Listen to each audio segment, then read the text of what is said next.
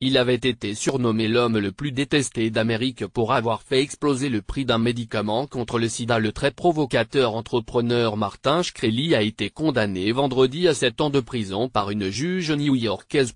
Martin Shkreli, 34 ans, devenu avec son sourire narquois l'incarnation du cynisme supposé de l'industrie pharmaceutique, avait été condamné en août dernier pour fraude sur titre et manipulation d'actions après un procès devant le tribunal fédéral de Brooklyn. Des faits en lien avec la multiplication par 55, de 13,5 à $750 la pilule du prix du médicament Daraprim, utilisé contre le paludisme et le sida, par sa société, Turing Pharmaceutical, en 2015.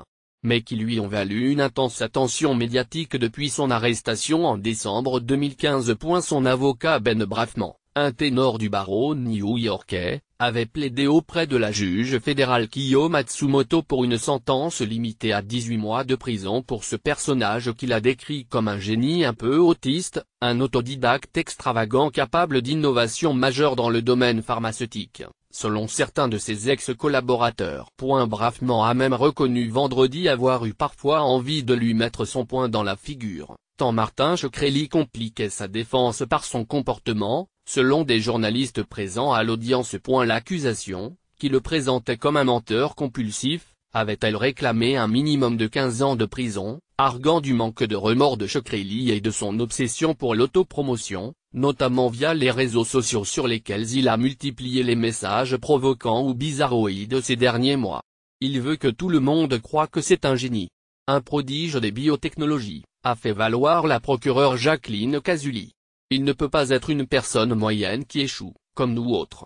Dans une lettre envoyée la semaine dernière à la juge, plaidant pour la clémence, Shkreli faisait pour la première fois son mea culpa, reconnaissant avoir été un imbécile, et promettant d'utiliser désormais ses talents pour le bien de l'humanité.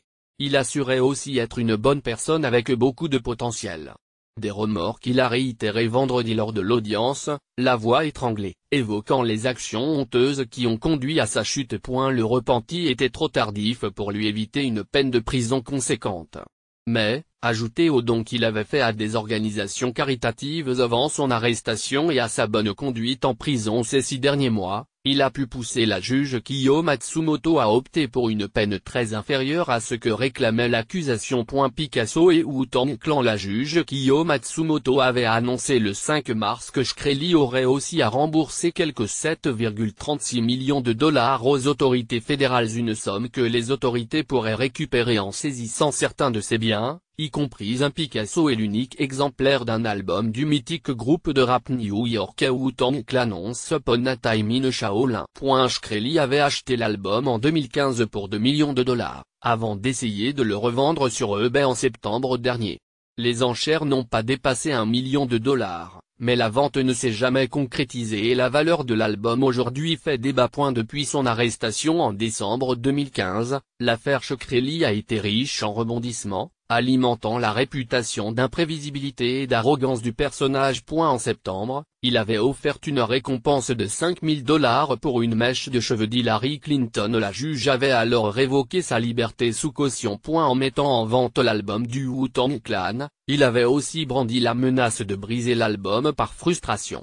Ces rebondissements ont fait couler beaucoup plus d'encre que la condamnation qui va lui valoir plusieurs années derrière les barreaux. Après 5 semaines de procès, il avait été condamné en août de fraude sur les titres de 2 fonds d'investissement alternatifs Hedge Funds dont il était le gérant, MESMB Capital Management et MESMB Healthcare Management, et d'avoir utilisé illégalement les actions du laboratoire pharmaceutique qu'il avait fondé, Retrophin, pour renflouer les 2 fonds. Mais il avait été relaxé des 5 autres chefs d'accusation, y compris un des plus graves, concernant sa volonté supposée d'avoir voulu tromper les investisseurs. 09/03/2018 230 224, New York AFP-droit d'auteur 2018 Ampère EFP.